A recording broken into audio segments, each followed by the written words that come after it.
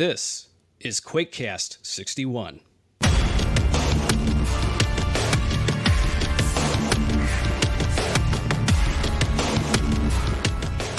Wow, a familiar voice. RC is back on the Quakecast. Welcome back. Thanks, buddy. Yeah, it's been a while, hasn't it? Yeah, too long. Yeah, I'm glad to be back, though, because we have some pretty awesome guests on this episode. Very special guests. Andrew Yoder and Christian Grauert, who are senior level designers at Machine Games, the developer behind the recent Wolfenstein titles and the new Indiana Jones game. Yep, and Christian and Andrew, they're part of a team that's under Jörg Gustafsson. Now, you may know that name as the man who solely created Dimension of the Past, you know, that episode that came out for Quake a few years back. But they worked under him to create a new episode called Dimension of the Machine, which is featured in the new Quake remaster. Yeah, Andrew has been in the Quake scene for a few years, mapping and modding and sharing his fascination of sewer levels. And he started a Wednesday afternoon Quake club at Machine Games, and you'll hear a little bit about how that turned into something really special. And of course, Quake fans are going to definitely recognize Christian's work under the name CZG. Man, his map packs, Honey, Terra, Ceremonial Circles, you know, they're the stuff of Quake Legend Dump Truck. You know this. Oh, yeah. So without further ado, we'll start with CZG. My first experience with Quake was I saw it on a demo PC in a shop in Bergen, Norway. And I went up and started hitting the keys, and some kid that was like half my age came up next to me and said, "Oh no, you gotta do it like this." And then he started up me in like a Team Fortress server and disguised himself as a spy and killed me 10 times or something. And I was like, So that was the first experience. But later I saw like the game box in a shop back home, and I thought like, oh, that looks super cool.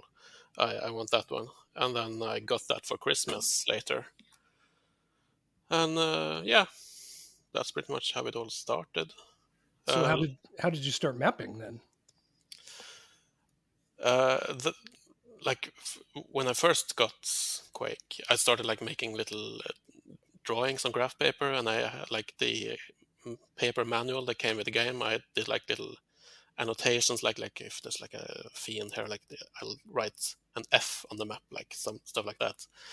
And I can't remember when, but like I saw the Aftershock pack for sale at a store near me, and like the pictures on the back looked awful, but like it had an editor. I was like, oh, can you make levels for it?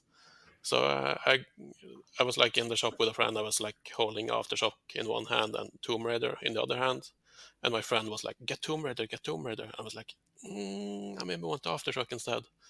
So I bought Aftershock and messed around with the editor that came with that. That was Thread. Awful editor. It's super difficult to do anything. There was no documentation. Mm-hmm. But like I made a box map, untextured, and compiled that and got it working in the engine, and was like, maybe I can do more stuff. That's quite a decision, though, picking Quake over Lara Croft. I mean, in the 90s, that was huge. Yeah, that was pretty huge. But and my friend was like, get the Tomb Raider, like she has breasts. Like, but like I am gay, so like that didn't really appeal to me.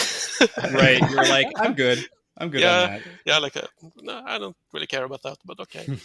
but you liked her style sense, I take it. So yeah, super cool. And I love Tomb Raider, like for the first Tomb Raider game, and a couple of like the newer games, like the Tomb Raider Anniversary, super great games. Love those as well. So what I want to do is connect you two together, how you met. I know there's certain things you can't talk about, but as far as projects and things, but we want to talk about how you guys met and how this kind of Wednesday Quake club kind of came to be at Machine Games. I guess maybe I can take a crack at it, and Christian, if I miss anything, jump in and let me know. I want to say that like there's already a lot of Quake DNA here with Christian, obviously, but also with Yerk. And I think like the Quake Club started between Yerk and Mitcha. Mitcha was the lead level designer for a while. He's now at IO. But I think he and Yerk had talked about doing some kind of Quake mapping stuff, and I think that's how it started. I don't know, Didn't Christian. you start it? I thought you started it. I thought it was Mitcha. I know I was Yeah, talking maybe. with Mitcha as well, but I think Yeah, yeah, maybe he was like talking about doing some mapping just for fun after work. So yeah, I know. Yerk had a couple of maps, like he did the Dopa pack, Dimension of the Past. He had a couple maps that he was working on since the 20th anniversary, and I know he shared those with Mitcha, and Mitcha played through them, and then Mitcha passed those along to me, and I played through them, and that kind of got us talking, I think. And yeah, I think once it was clear there was some like enough interest to give it a shot, I think I just asked the level design group like, hey, who all would be who all would be interested in doing some Quake? And at that time, it was before the pandemic had come to Sweden, so we could just basically go around the offices and say, hey, we're going to talk about Quake. Uh, and I think it's how we rounded people up. And and yeah, you started bringing in Trench Broom to everyone and like setting up the folder on the network share with like Trench Broom, and everybody could just copy that over and start mapping. So that was really easy and nice. yeah, I know it took you and Yerk a little while to switch over from Worldcraft. Yeah, I tried using Jack for a while as well, but Okay. I think like we had this kind of kickoff meeting where I gave a presentation to kind of bring people up to speed because some people had played Quake in the 90s and hadn't really come back to it. Some people obviously still play Quake and still think about it. So just kind of bringing everybody up to speed. And yeah, I did a little presentation that's like, here's a brief history of Quake. And I had a bunch of screenshots of like Rubicon and I'm forgetting what all I had in there, but a bunch of it was Christians. So you're pandering. Maybe. Andrew, how many takers did you have on that when you presented it? Were people kind of like, I don't know, this is kind of old and I have other work to do, or did you have a lot of people jump in like, yeah, this will be awesome? It's weird because like we were in the office at that point, and then we've been working from home for so long that it's kind of hard to remember. But like the office room that we were in was full. I'm trying to remember, was that like 10 people or something like that? I can't remember either. But we can check the Slack channel. That's a pretty good turnout, though. Honestly, if you had that many people interested, I feel like it's a hard sell for people who are more interested in new tech. Yeah, I think though, like if you talk to Yerk a bit, if you talk with Christian, it's clear like the Quake roots go deep. So right, like there's real value in trying to understand those things, even if it's all new to you, even if you've never played Quake. Which I think we had a couple guys in the group who, they'd played Quake 2, they'd played Half-Life, but I'm not sure if with a couple of them, if they'd played through the original Quake the whole way, maybe the first episode. But I think some of the initial fun was just everybody taking the time to play through it and really think through like, ooh, I really like this bit, and having a lot of fun conversations about, like I really like Sandy's levels, and I know that a lot of people have a real struggle with Sandy's levels because the spawns.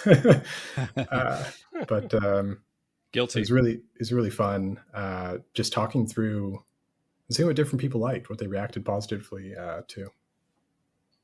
Well, and also I'm guessing that some folks weren't level designers, so this is a good way to get their feet wet. I mean, I could be wrong, but was that the case that some folks that were in different departments came over and wanted to try their hand? I think like we have some environment artists as well and some texture artists, but like it's all kind of within the 3D side of things. Like we didn't have anybody come over from surprisingly no programmers or anything like that. I don't think. Interesting. No, I think we were all level designers and then like an artist and a lightning artist, I think, and one environment artist from yeah, that's right. So now from this kind of gathering of people, was that at a time that there were inkling of maybe a 25th anniversary, or was this just like totally on its own separate kind of thing? I think we started just as like its own thing. Yeah. Go ahead, the Christian. What were you going to say? No, the same thing. Like it started as just a pastime for fun after work, and it wasn't like until quite a bit later. I'm not sure, like around the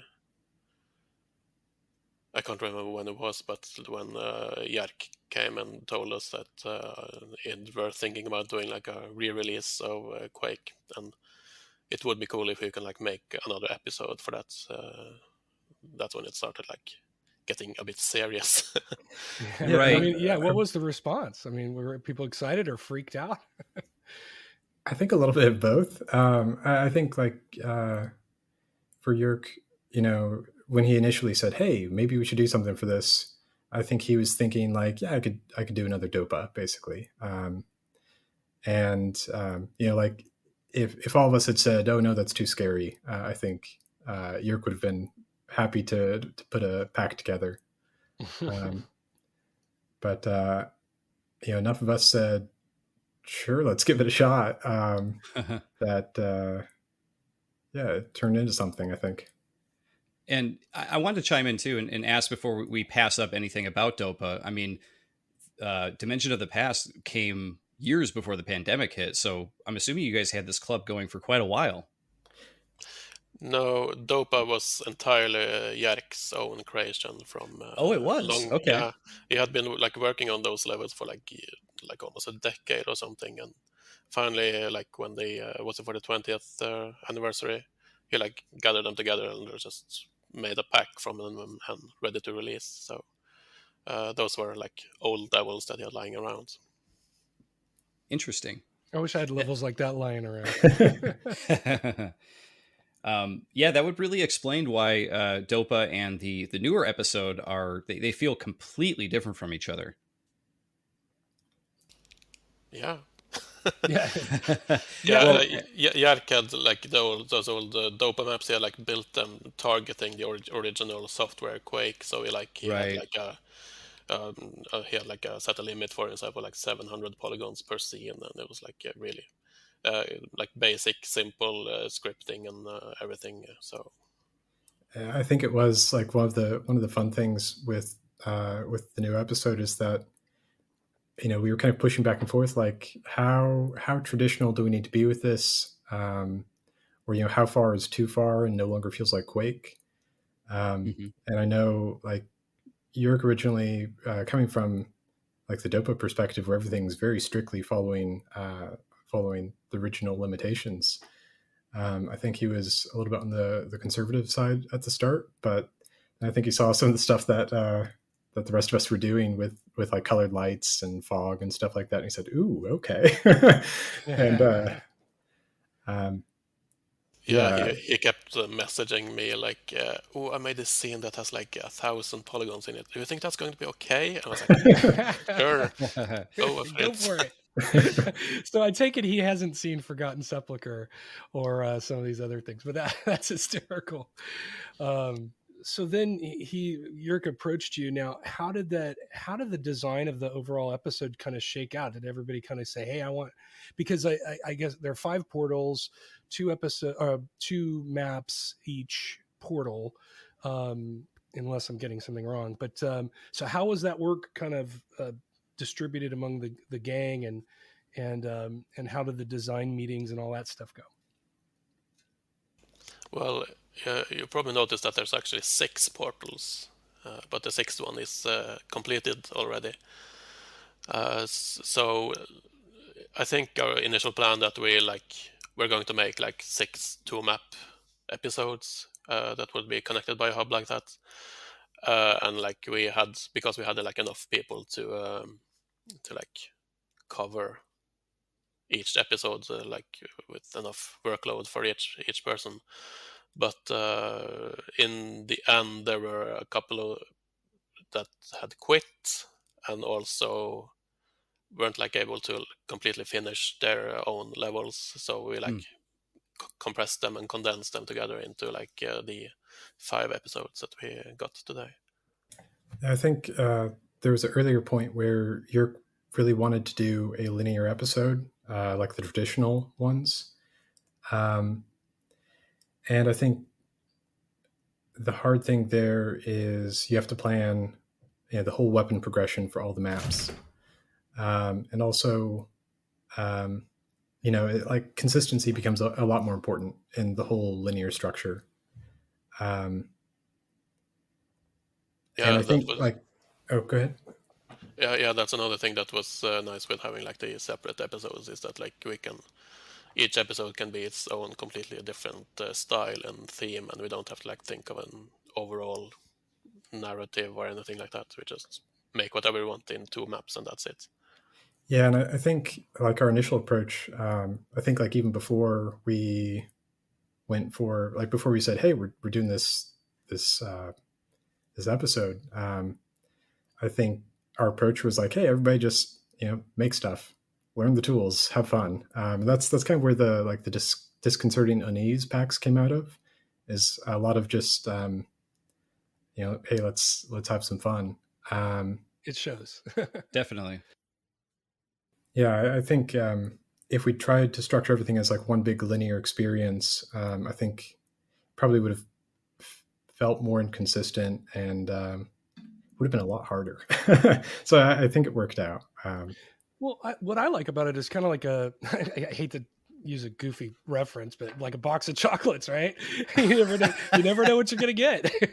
and I love that aspect of it. I was marveling at some of the themes and texture usage and combinations and things. So, and to build on what you're saying there, Dump Truck, I agree, because if you look at the original Quake that came out, it kind of was a mashup of themes, right? Because you had the base theme and the fantasy theme.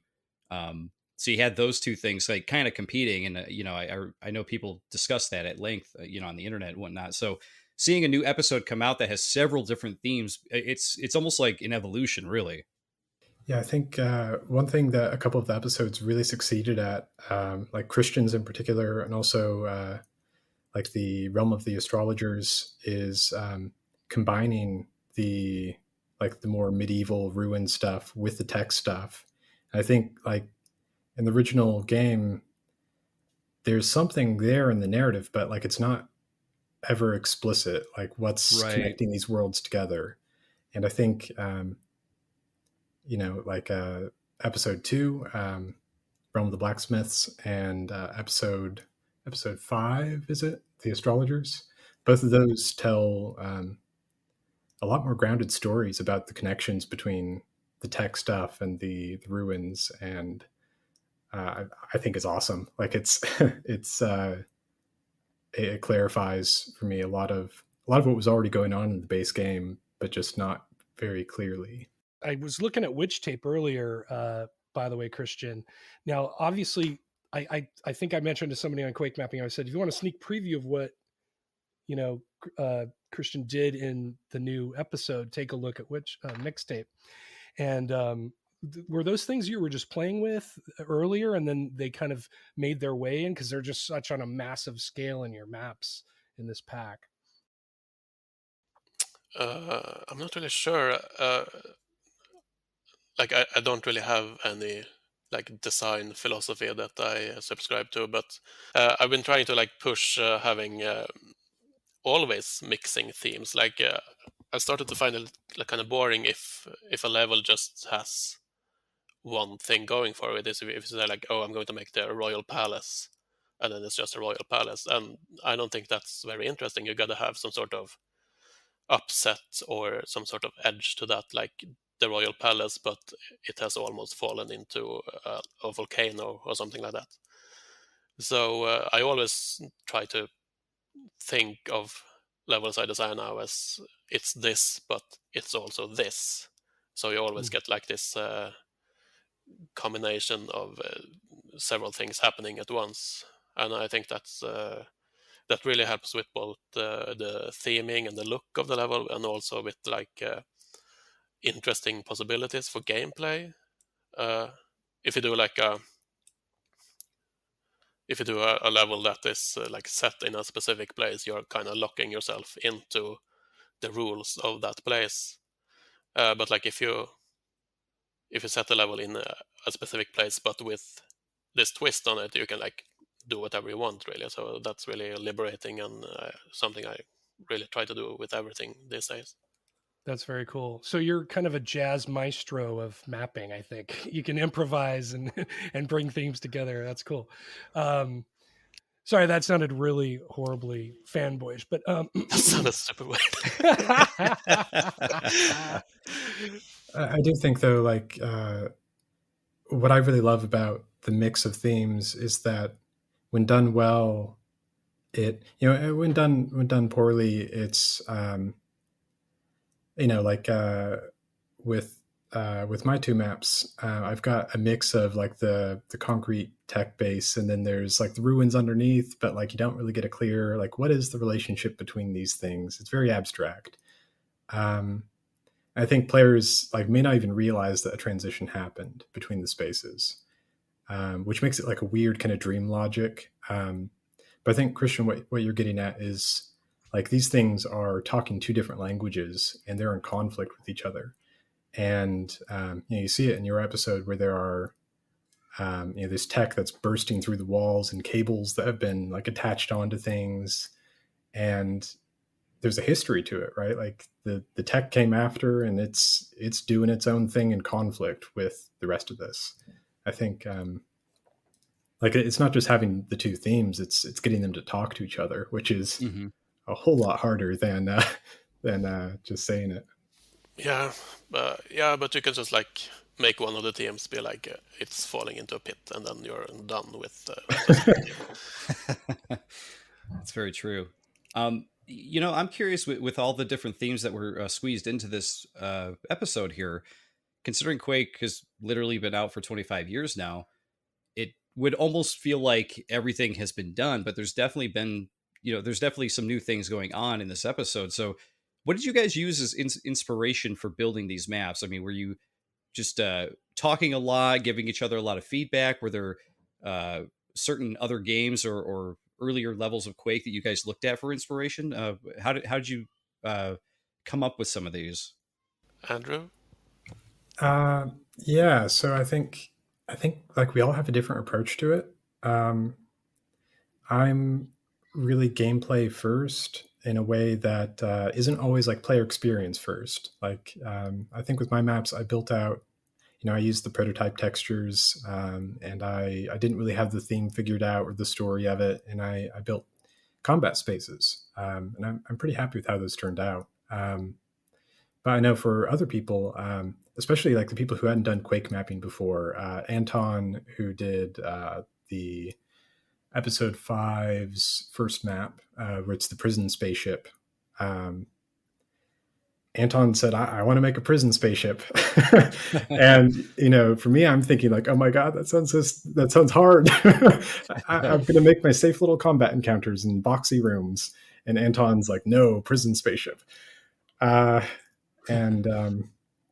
Eric, who did episode 5 map 2, was like, there's this mining facility that's dug too deep and it's pulled up ancient ruins. And again, I'm there like, oh no, this is so hard. This is why. But thankfully with both of those, they brought so much imagination that I think, that inspired the rest of us. And, Yerk helped on Anton's level and Christian helped with Eric's. And, yeah, those levels that I was really scared about early on turned out as real standouts. The entire product has gotten wonderful response from, a worldwide community. Obviously there are people that are hardcore that are a little disgruntled, but in general, I think people see the value of everything that, was put into it.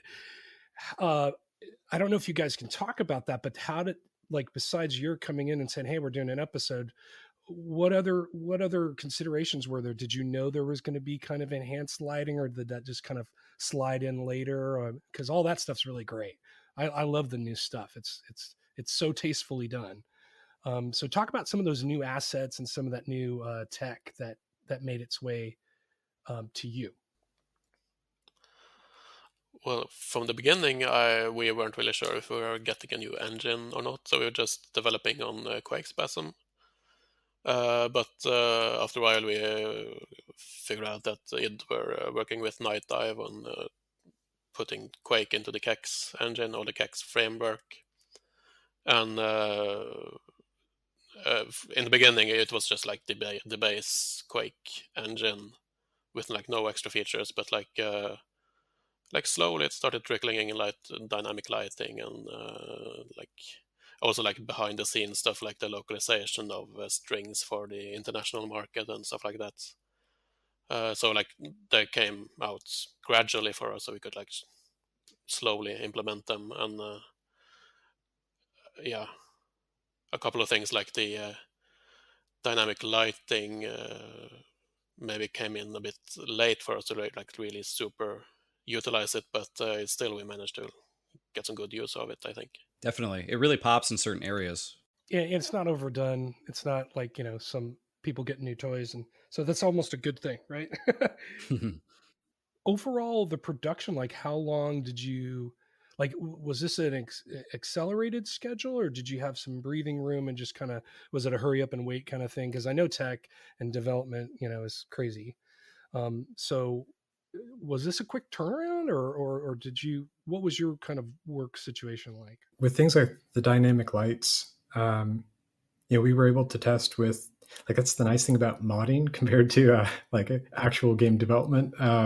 Like this stable foundation, and we've got Quakespasm, and we could basically get our maps to a shipping quality, and then if we got dynamic lights in, it's like, cool, we can add these as like extra seasoning to the maps that are basically done. There were a couple things that were a little scary, that some bug fixes here and there, but like that, yeah, I think like because of the mod foundation, because of being able to work with Quakespasm as a starting point, it was pretty smooth sailing. So how did your team kind of feel when you saw the responses, or I guess you're still processing some of that?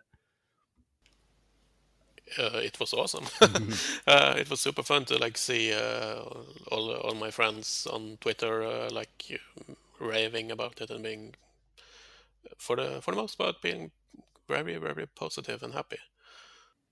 Yeah, I think it was awesome. I think like for me the real highlight was it's been, like the modern source ports are great, but it's so hard to play co-op. Yeah. And with the remaster or re-release, I forget what the actual term is for it, but new Quake, it's so easy to play co-op. Like I've got a friend back home who I play co-op games with on the weekends. I said, hey, we're going to play some Quake. And we just booted it up and it worked. And it was, yeah. And like watching YouTube videos of people doing their co-op runs through it, that kind of stuff's just been a real joy.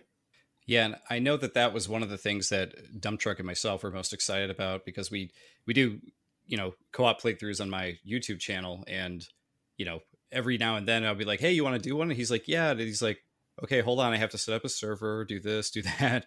And now, like you said, we could just jump right in and load up a mod or a map and we're good to go. I think that is one of the greatest features of it, honestly. And crossplay too. I mean, just from an engineering standpoint, I watched the Night Dive interview, I believe it was Shack News, and just kind of hearing what they had to go through and how big it's to to gamers, it's like, oh, that's cool. It's a nice bullet point on the back of the box, quote unquote. But yeah, it's a huge engineering feat to get that working. I have yet to play it on consoles, but I want to. I want to get that experience. I want to feel that feeling of sitting on the couch because, again, Quake Spasm has controller support, and I think there's ports with split screen, but it's like just setting it up and getting it to work is like, okay, my game time's over. I got to go walk the dog or whatever.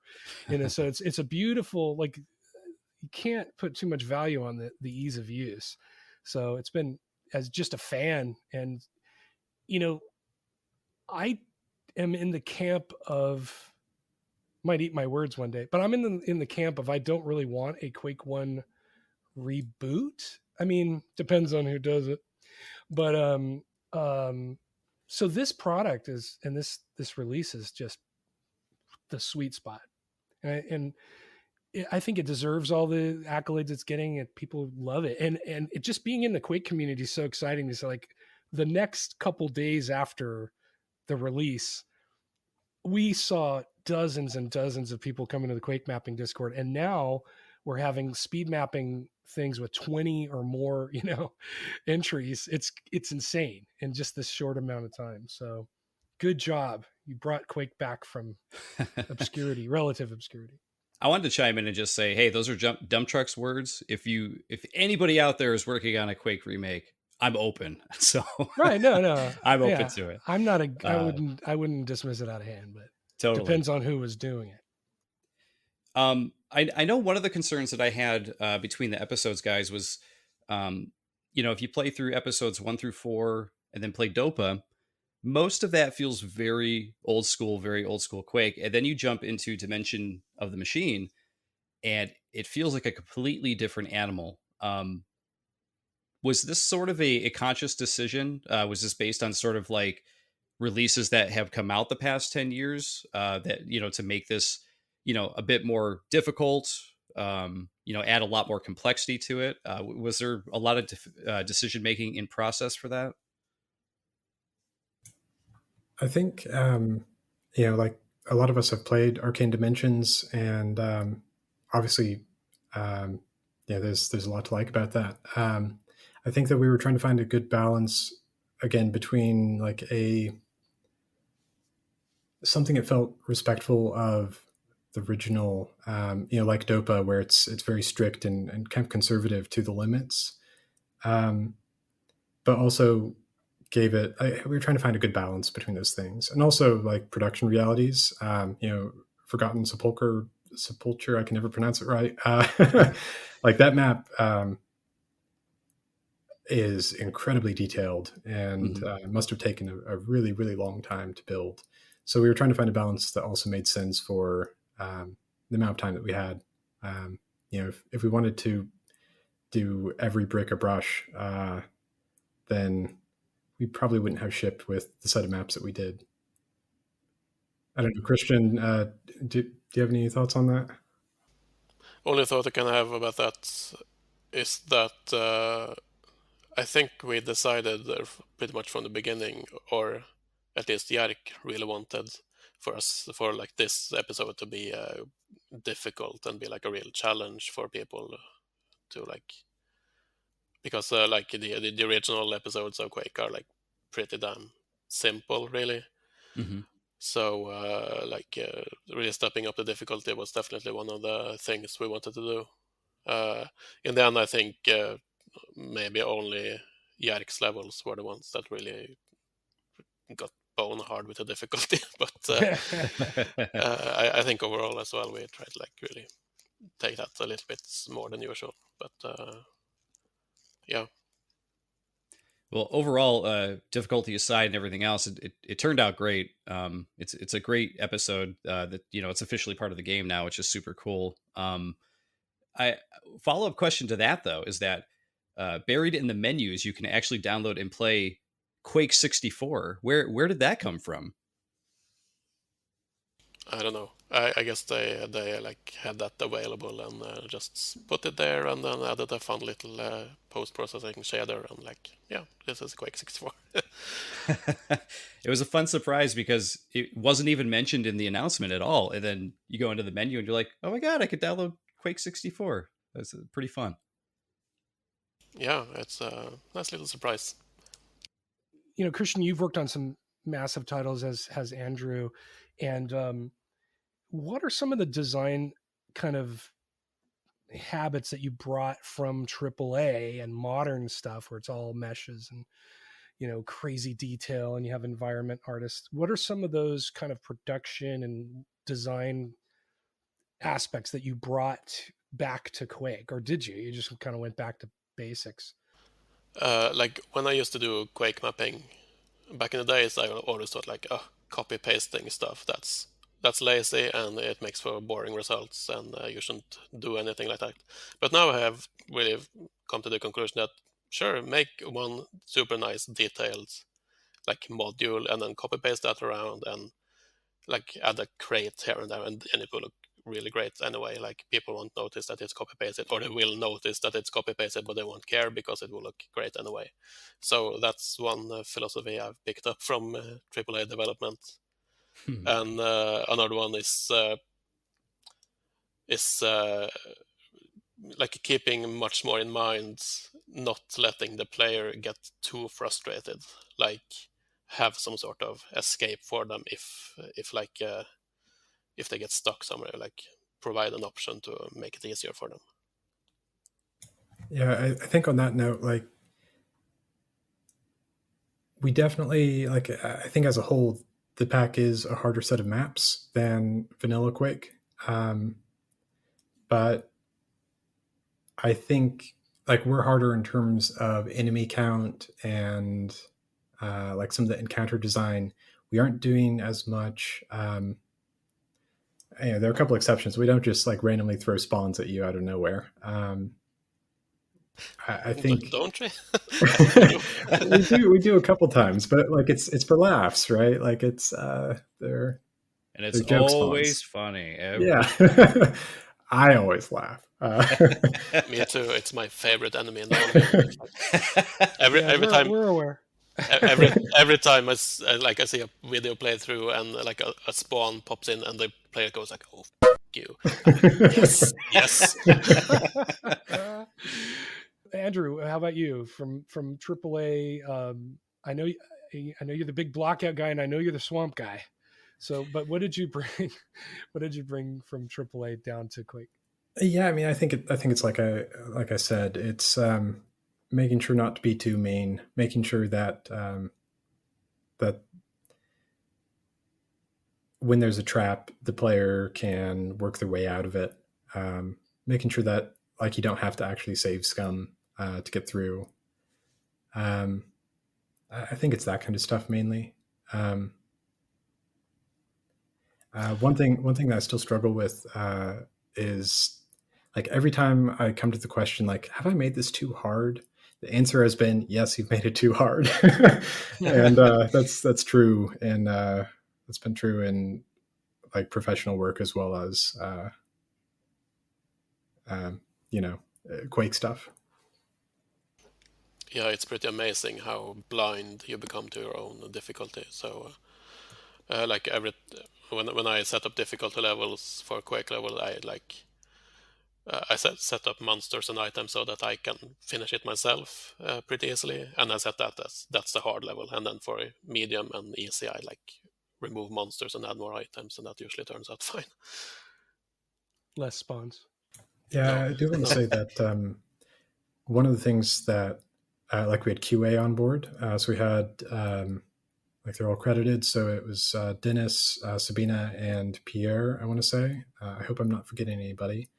But we had them on board helping playtest and like not just like finding bugs, but giving feedback of like, hey, this is too hard. This is frustrating.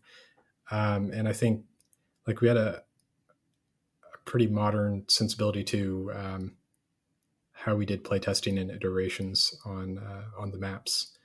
I think like I don't know the full story with original Quake, but I don't imagine they had QA testers play testing throughout development to make sure like everything was balanced. So I think we were really lucky that way. What are your takes on allowing, progression to be broken, like, clipping, blocking things? I know it's done here and there in the pack and the new episode, but talk about that just a little bit, because for me, just as an amateur mapper, I don't want people breaking the progression. I just don't. I know that's not always popular, but I just can't handle it. For my part, like as long as sequence breaking doesn't actually make the map literally unplayable, I'm like, sure, go ahead. Like if a player can like skip an entire enemy encounter, or like come around it like from the wrong side or something, I'm like, sure, let's allow that, as long as like you never actually get physically blocked from finishing the level. I'm like, go ahead. And like so sometimes it like you could allow a certain sequence break, but you'd like have to make some like complicated fix to allow it. In that case, we might as well just like, oh no, just like clip that off, don't allow that. But in general, I think, yeah, sure, go for it. Yeah, I think I tend to lean a bit more towards the other side, which is kind of ironic because one of my maps is you can probably beat it in less than 30 seconds. Like you can grenade jump up to get the gold key. You don't even get the silver key, and then you push the one button that you can learn is the button that you need to push, and then you fight two Shambler and two Vors, and that's the map. It's like, oh dang, It's coffee Quake all of a sudden. Yeah, and like I watch a lot of games done quick speedruns, and when I see a speedrun skip a part of a game that I really love, it's always kind of disappointing. It's like, oh dang, I was really hoping the speedrunner was going to go through this section. But yeah, I'm kind of conflicted on it, because like, hey, the reason why you could skip it is because the keys are in really readable locations that it's like, oh, I just need to get up to that ledge, which means you can grenade jump.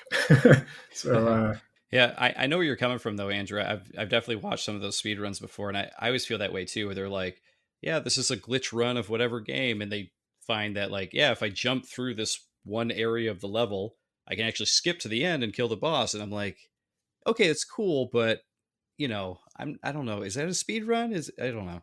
But, yeah, I mean, like the glitch stuff can be a lot of fun too, because totally. it feels it's like fun to watch. But like the Half-Life 2 runs and Half-Life runs, because like it's this skillful glitching of like manipulating the movement.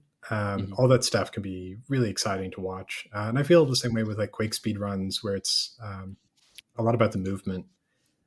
So yeah, I think like if it was the portal speed runs where they just like put the portal in the wall in a certain way, and then they just you hear it, and the level is completed. Like it's super confusing. You have no idea what's happening, but it's also really fascinating that they like figure out how to do that so fast. So I'm all for that kind of running. yeah, I think like Ocarina of Time's what comes to mind for me with like the memory manipulation to it's bananas.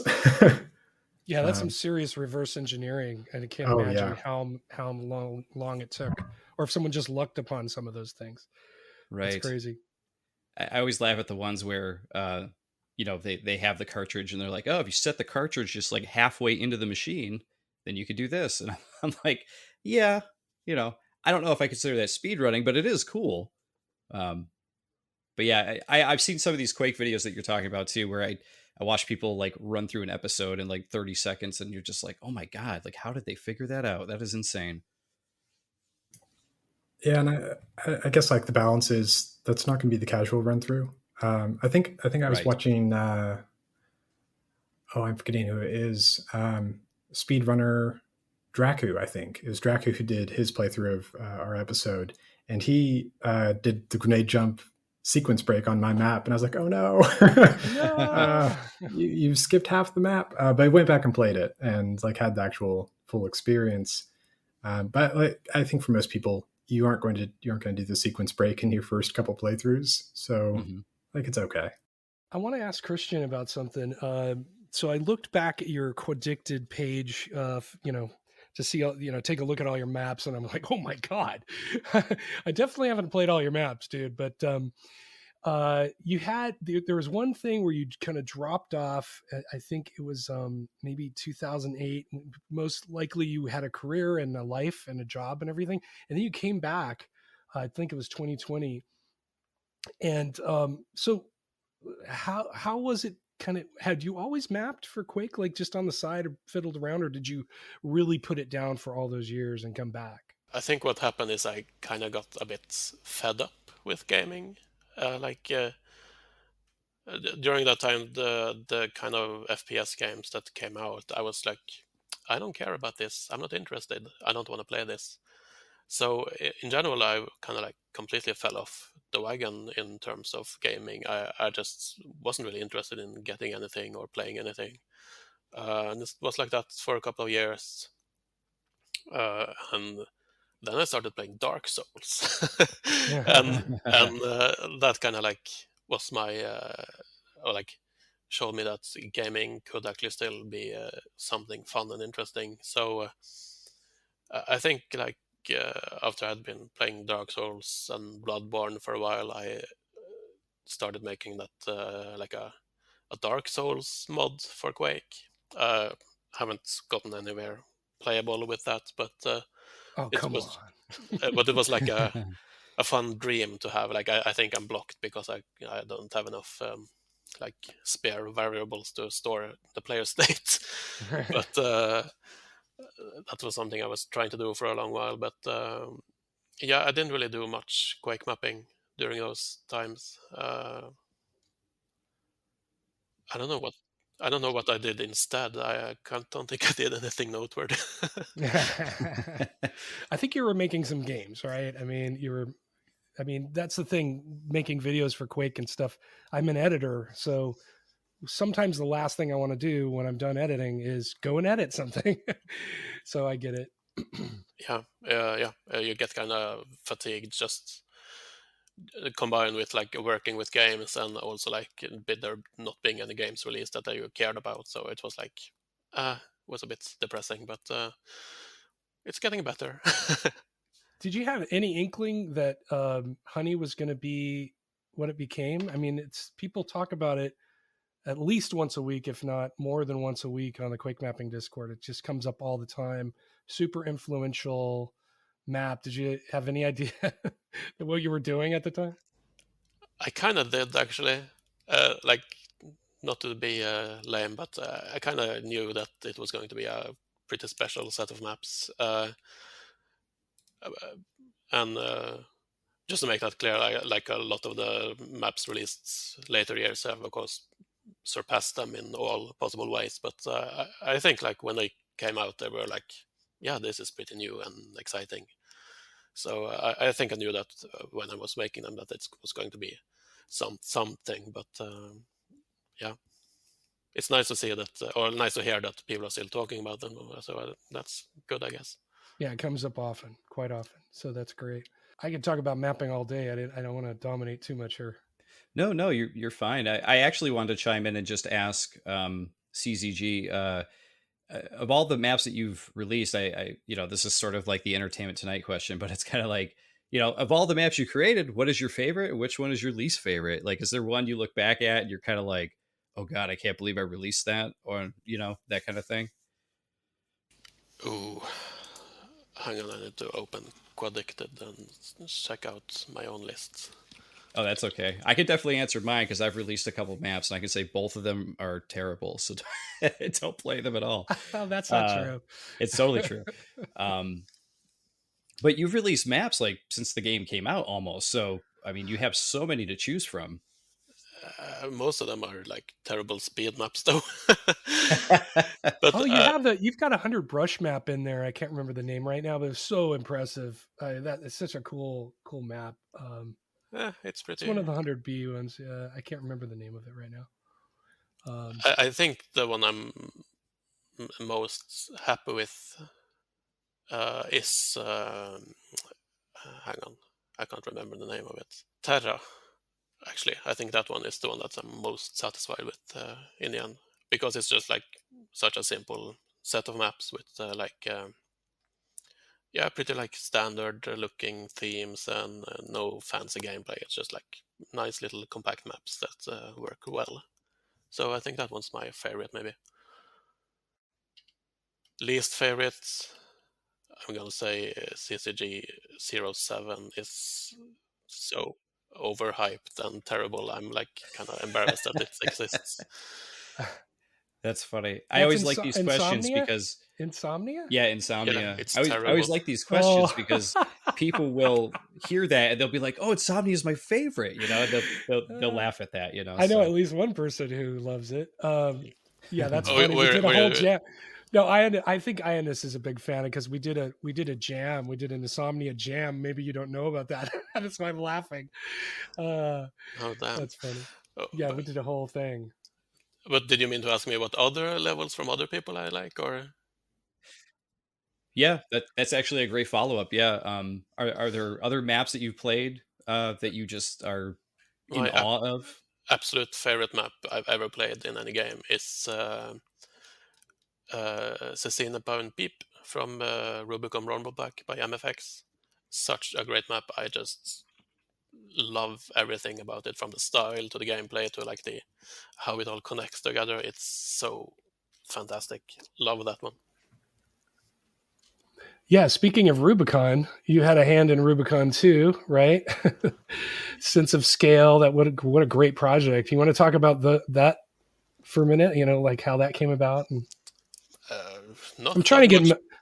I'm trying to get metal on the show, but we'll see. Yeah, there's not that much to say about it really. Like it was in a production for like a really, really, really long time, and I had like I think like 3, 4, 5 maps almost done for that.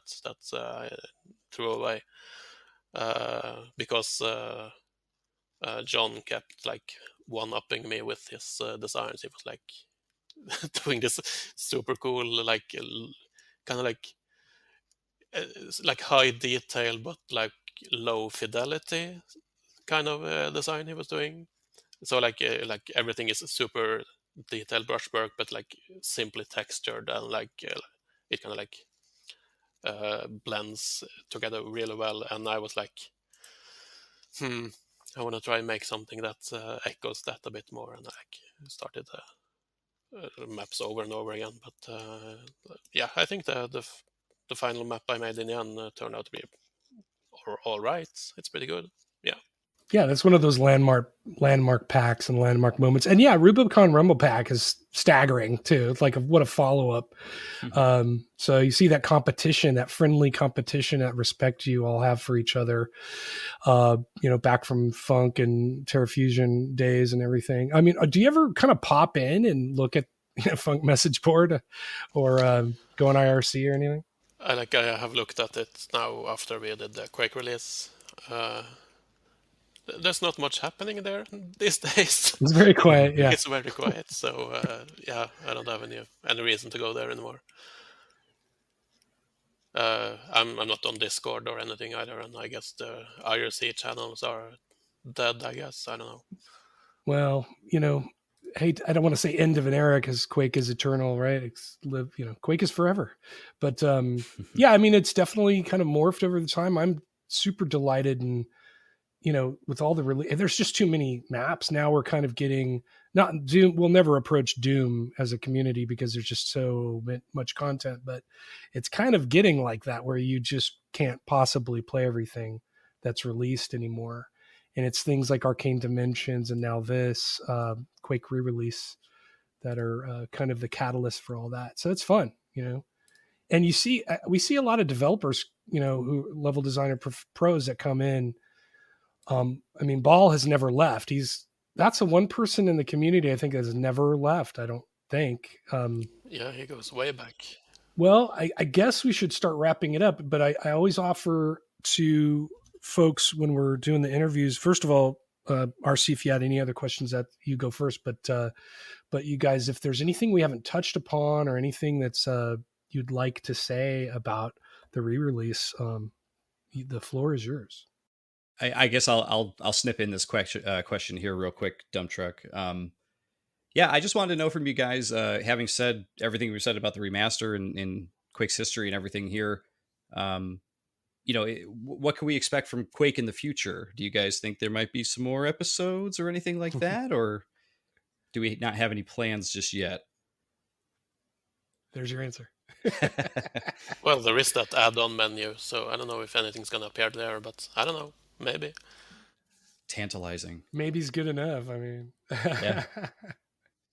I think also, some of us, we map in our free time.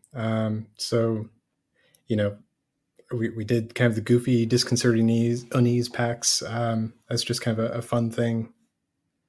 Yeah. We still map. Was pumpkin spice latte yours, Christian? Yes, it was. That's one thing we didn't say, is that you do have a great sense of humor, and it comes across. I mean, you must have a great sense of humor because it does come across in your maps. I was laughing out loud. Yeah. I have trouble being serious with anything. Yeah, it's a problem I have. I can't be serious. Andrew, are we going to see any more swamp? You know what I'm saying? Sewer levels?